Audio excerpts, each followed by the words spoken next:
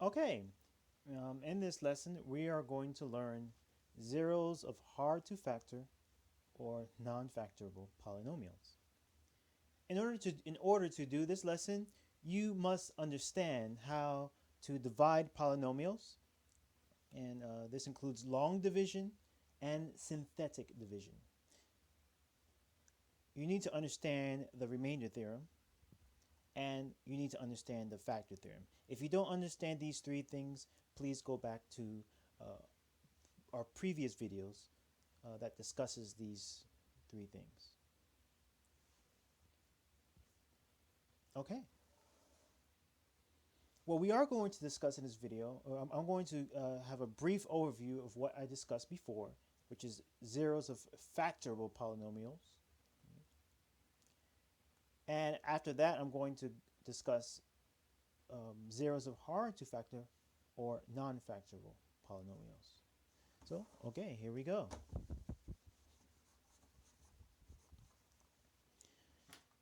Now, before in our last lesson, when we were discussing zeros of factorable polynomials, we were asked, or I asked you, to find the real zeros and give the multiplicity or repetitivity of a function such as this.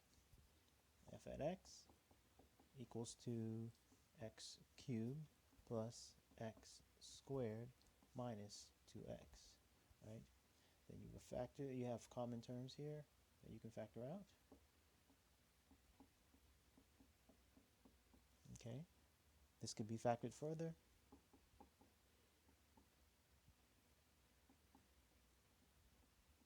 To this.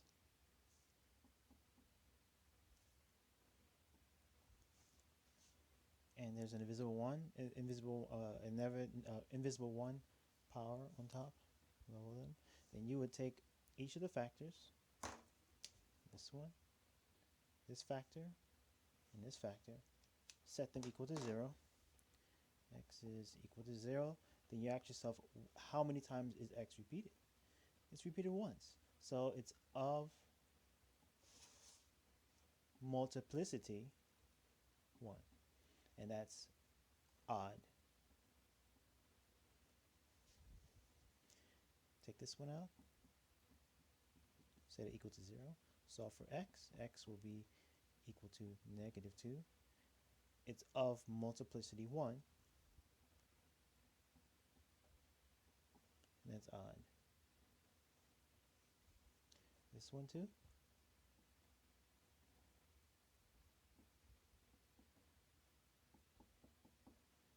And this one is repeated once, so it's of multiplicity 1, and that's odd.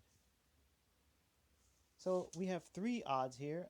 Remember, odds are strange. They cross over the x-axis. So our face will look like this.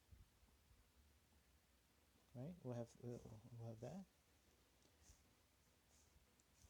Okay, and the next thing I wanted you to factor, another example of factorable polynomials, of finding the zeros of polynomials, is this one. Let's try this one. You can pause the video after I write this one out and try to find the roots or zeros of this polynomial function. Okay, pause the video, try it out. Okay, I'm going to factor this one out. Plus 9. Right, you can factor this further to this.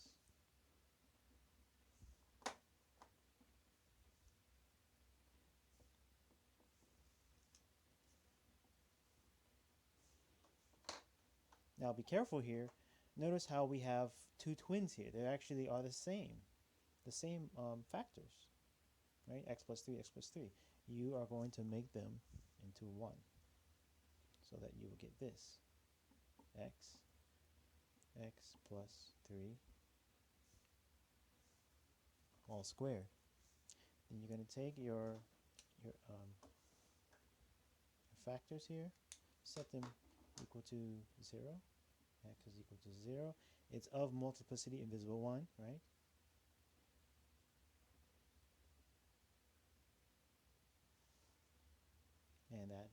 odd. So this one will cross over the x-axis. Take this one out. X plus 3.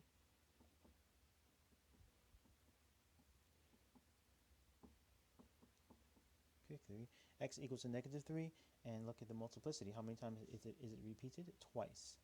So it's of multiplicity 2. That's even. And remember, evens are happy. Right? So our face will look like this. Our face multiplicity will look like this. We have one odd, we have one even. Okay?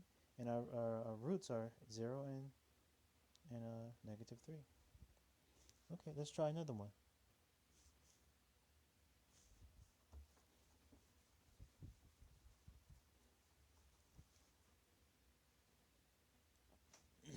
We have this one.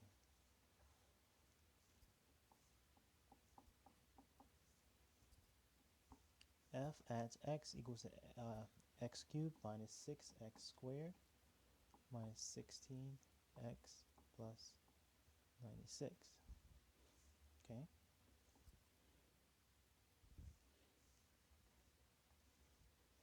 In order to factor this, we have to find some twins. So couple them together. So I'm going to couple these together to see what we get. Okay, they have x as a common factor. Factor that out. Factor x squared out. I have x here. Minus 6. This one. Let's factor the 16 out. Negative 16 times negative 6 will be 96. Okay. Okay, and now we take this and bring it out. We make this 1 here. Put it over there. Minus 6. And then we're going to take these outside things here. This one and this one, and bring them out down here. Okay. Hope you know how to do that now. X squared minus 16. Okay. Now this can be factored further down. So we have x minus 6x. It's going to be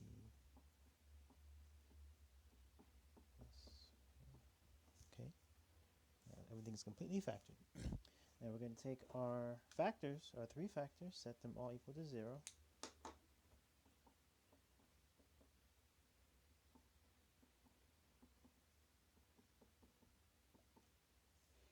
Solve for x. Here, x will be equal to 6. X will be equal to 4. X will be equal to negative 4. X equals to 6. The multiplicity is 1. So it's of multiplicity 1. This one is also of multiplicity 1. This one, they're all of multiplicity 1. And they're odd. This one's odd. Multiplicity of 1 is odd.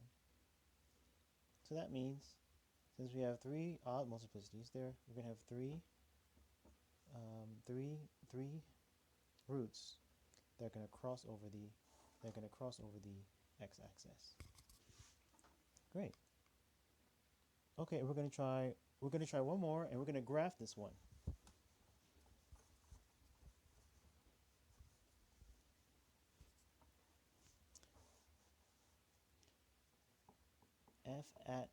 F located at x equals to x cubed minus 3x squared minus 16x plus 48. Okay. F at x equals to, we're going to couple them. Let's couple, I'll couple this one and I'll couple that one. Do that one first before I flip them. Okay, x equals to 3.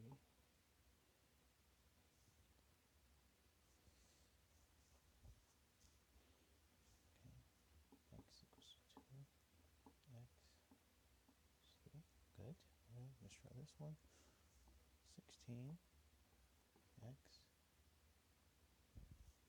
minus 3. Oh, great. We have the same things inside.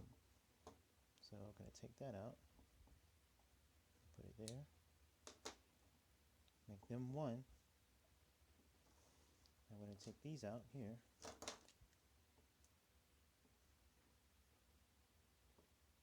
And put them together. X squared minus 16. Okay. Okay, go down further. X minus 4. X plus 4. Good there. There, repeat it once. Power of 1. Set it equal to 0. X will be equal to 3 here. It's of multiplicity 1. It's odd. X here will be equal to 4 of multiplicity 1. 1. It's also odd. And here x will be equal to negative 4 of multiplicity 1. It's also odd. Now let's try to graph this one. In order to graph it, we need to know the arms. Remember our arms, right? In this case, our power is 3, which is odd. We have an odd power.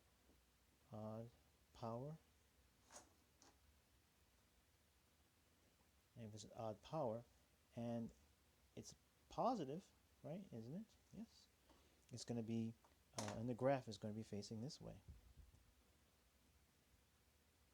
It's going to go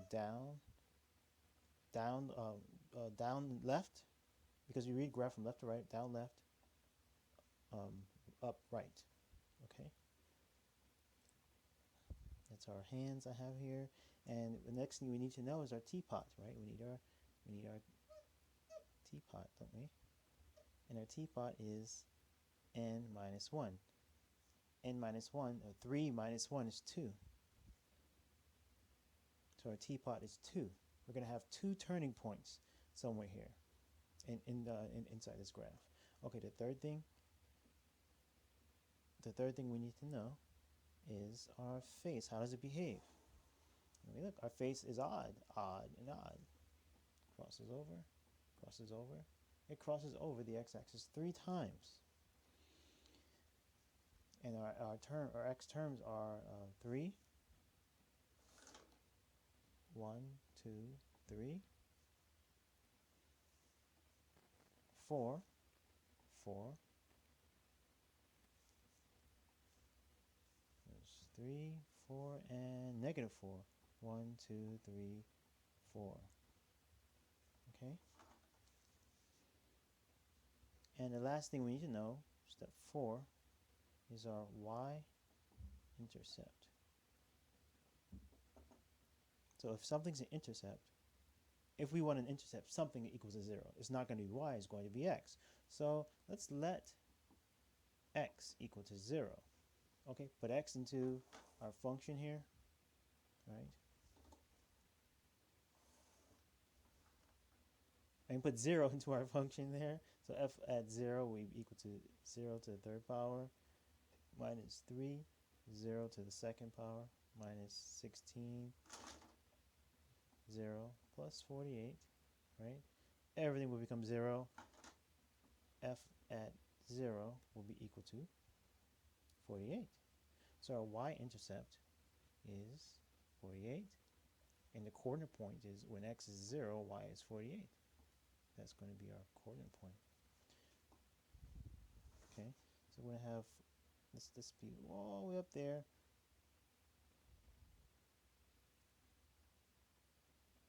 $48. Okay, that's going to be our y-intercept. So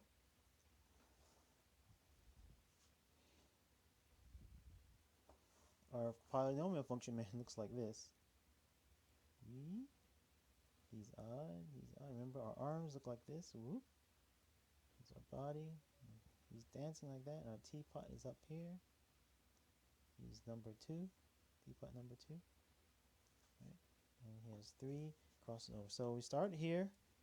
We're going to start over here on the left side because it starts down left here. We're going to go through our first point, which is -4. Go there, stop, and it's of odd multiplicity, isn't it? So it crosses over, right? And when it crosses over, we're going to go to our next magnet, which is 48. Go through it, go to our next magnet, which is this one, 3.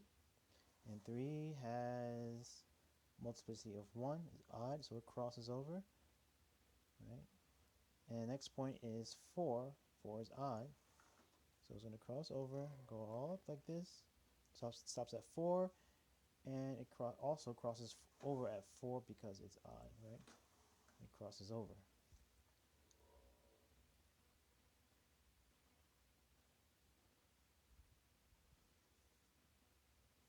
And that's how we graph this baby. Good. And notice the our teapot here. Our teapot, we have 2 turning points, right? Look at this. At most 2 turning points. We have 1 turning point here. We have another turning point here. 2 turning points. Good. So that's how you factorable polynomials. This kind of a review of what we already discussed. Now, the question, the big question, is what about hard to factor polynomials or non-factorable polynomials? How do we graph those? Like this one, f at x equals to x to the 4th power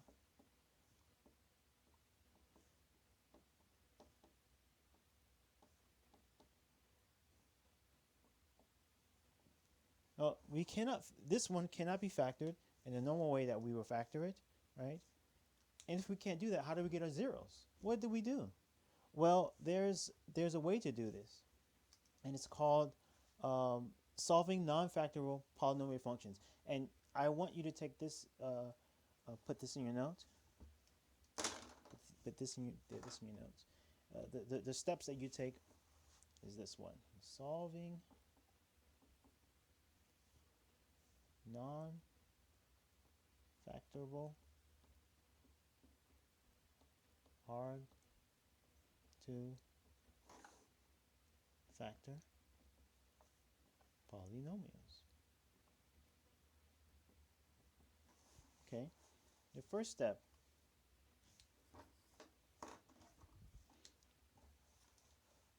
is something called the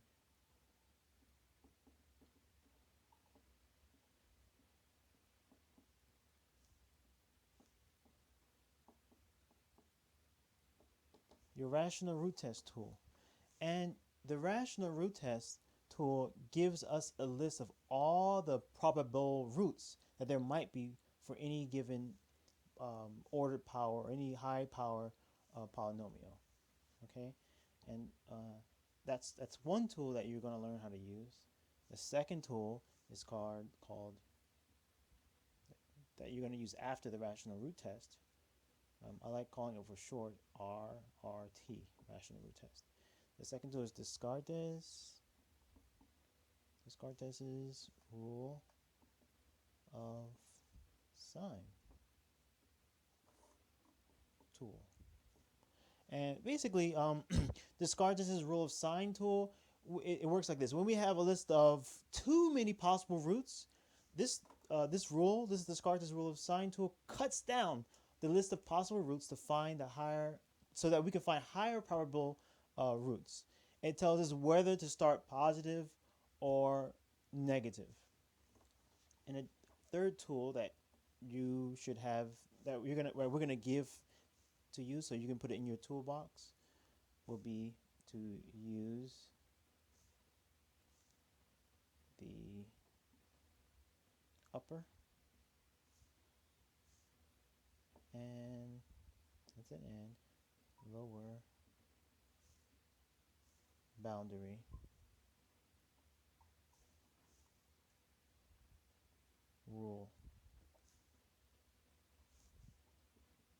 together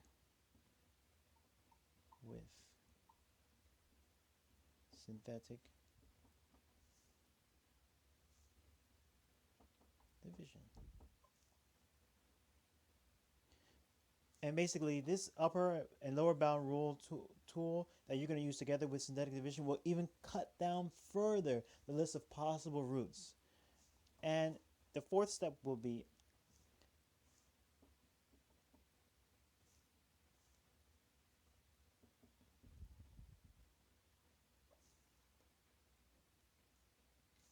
after your root is found,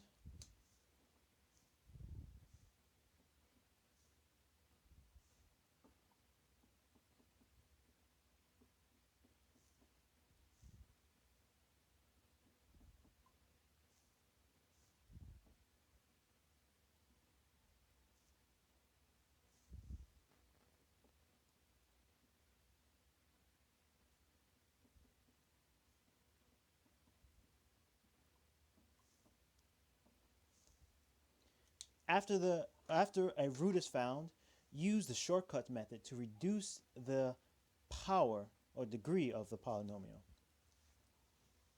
And your last step,